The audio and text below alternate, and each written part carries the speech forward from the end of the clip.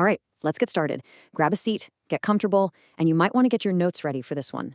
Welcome, everyone, to today's Masterclass Explainer. I am absolutely thrilled to guide you through this session today. We're going to take a very measured, academic, and objective look at our topic.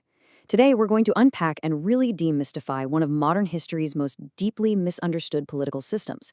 Now, our goal here isn't just to memorize historical dates or battles or names of generals. No, we want to literally lift the hood and examine the deep, underlying psychological architecture that actually makes this system function in the human mind.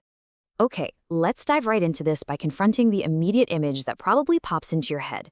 When you hear the word fascism today, it's often used, well, kind of just as a catch-all synonym for evil itself, right? We immediately associate it with harsh dictatorships, militarism, aggressive propaganda, and global conquest. But I really want to challenge that preconceived notion right out of the gate today. Think of it like a disease. If we only look at the fatal, highly visible symptoms at the very end stages of an illness, we are completely blinded to the subtle, quiet infection at the very beginning. It actually doesn't begin with war. It begins with something much closer to home. It begins with instability. So, here is our syllabus and roadmap for today's journey. We'll be covering 1. The Great Misunderstanding, 2. Comparing political systems, 3. The Catalyst of Collapse, 4. The Architecture of Belonging, 5. The Paradox of Cohesion, and finally 6. The Final Lesson. All right, part 1, the Great Misunderstanding. You know, there's this incredibly stark contrast between how we tend to remember history and how history actually unfolds in real time. The pervasive myth is that these extreme movements just arrive fully formed, marching down the street wielding war and propaganda on day one. But the reality is much, much more subtle. Authoritarian systems actually emerge from fear. They begin when everyday people experience deep, overwhelming uncertainty, and they develop a desperate human desire for cohesion. If we only look at the explosive end of the timeline, say Europe in 1939, we completely fail to recognize the quiet, creeping warning signs of the 1920s. Moving right along to part 2, comparing political systems. Let's look at the landscape of these different societal blueprints. Because at the end of the day, every political system has to answer one fundamental human question. Where do you, the individual, stand within the collective? Liberal democracies prioritize your individual rights, and they rely on decentralized electoral power. Socialism shifts focus to attempt to reduce inequality through shared structures and collective responsibility. Communism pushes even further toward class abolition through collective ownership, though historically, of course, it relied on heavily centralized power. And then we have fascism. Notice the massive shift in the blueprint here. It prioritizes emotional identity, it relies on a strict hierarchy, and it absolutely demands centralized authority. I want you to let that definition sink in for just a moment. A political system occupying a unique position by fusing centralized authority with emotional mass identity. Notice the word fusing there. That is absolutely crucial. It differs from other structures because it literally requires a psychological fusion between the individual and the collective. Think of it like a single cell in a human body. That cell doesn't exist for itself, right? It only exists to serve the larger organism. In this system, you aren't just living under a government, your personal emotions and your very identity become welded to it. Now, this is a really vital distinction, and one that trips a lot of people up. A standard military dictatorship can totally exist without any ideological passion. A traditional despot simply rules through force. Honestly, they just want you to obey, pay your taxes, and stay out of their way. But fascism is profoundly different. It doesn't just want your passive obedience. It demands your active participation. It wants your emotion, and it wants your sense of belonging. A dictator wants you staying quietly in your home. A fascist system wants you marching uniformly in the street. It wants to transform society into a unified political organism, where individuals literally stop seeing themselves as autonomous beings. Which brings us to part 3, the catalyst of collapse. Let's look at a prime historical example, the collapse of post-World War I Germany. If you follow the timeline, you see institutional exhaustion following a completely devastating war in 1918.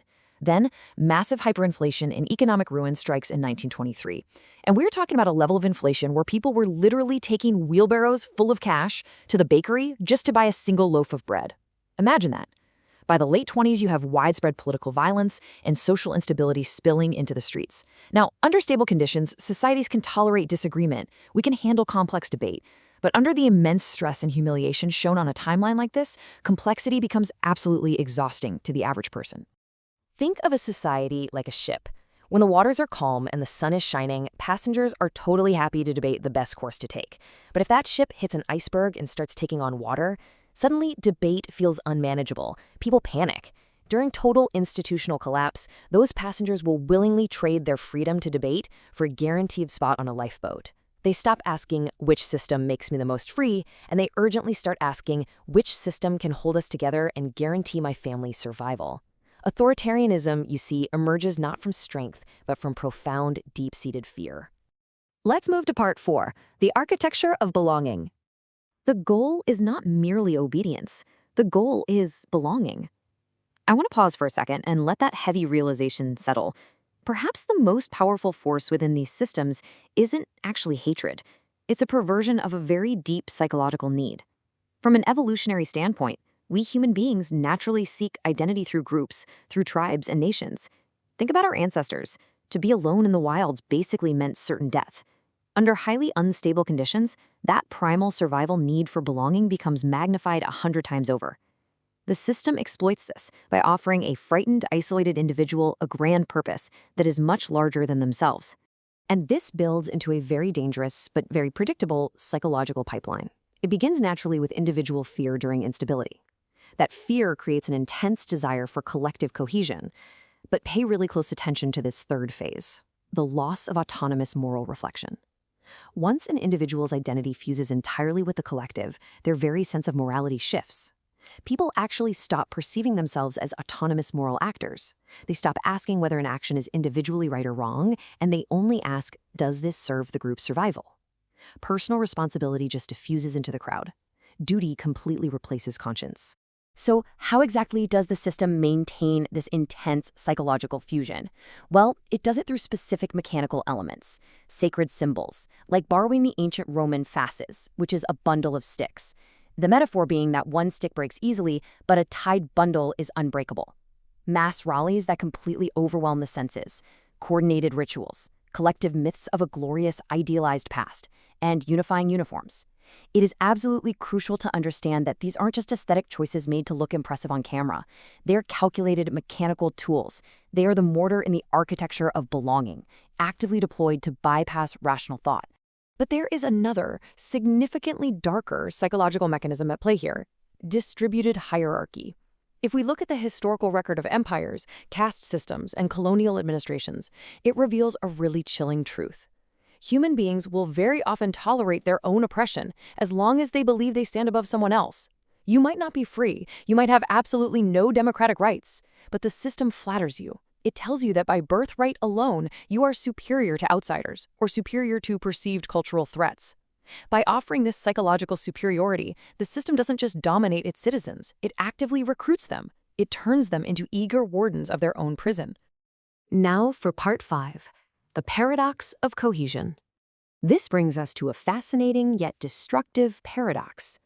These systems seek total unbroken cohesion, yet complete natural unity is basically impossible to sustain in human societies. We're humans. We naturally have different interests, different ideas, and different personalities. To maintain their iron grip, authoritarian systems actually require permanent tension. Think about it. Frightened societies are simply much easier to unify. Therefore, the system must constantly keep the population in a state of fear to maintain that fragile illusion of absolute cohesion. Because the system requires this constant conflict to stay glued together, it has to continuously invent internal enemies and fabricate cultural threats. It demands a permanent struggle. And eventually, a society that is unable to sustain this impossible cohesion internally begins projecting that tension outward. This inevitably leads to imperial expansion and war. War literally becomes the identity. The struggle becomes the purpose. Because without a constant, terrifying struggle against a common enemy, the collective would be forced to look in the mirror, look at each other, and face its own internal fractures. And this is exactly why these systems fundamentally and always end up consuming themselves. And finally, part 6, the final lesson. The greatest danger is not that it initially appears monstrous. It is that it initially appears necessary.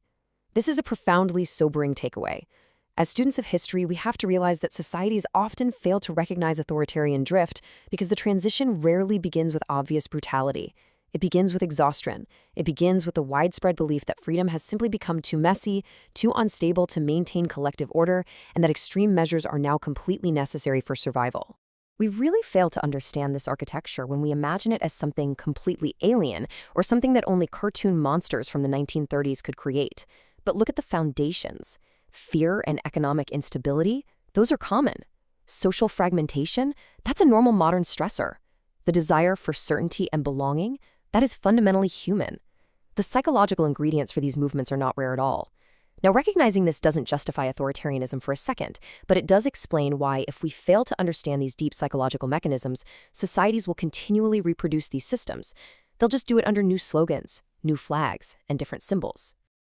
I'm going to leave you with this final, provocative thought for today's explainer. When a frightened society is pushed to its absolute limits, the desire for belonging and certainty can very, very easily outcompete the desire for freedom.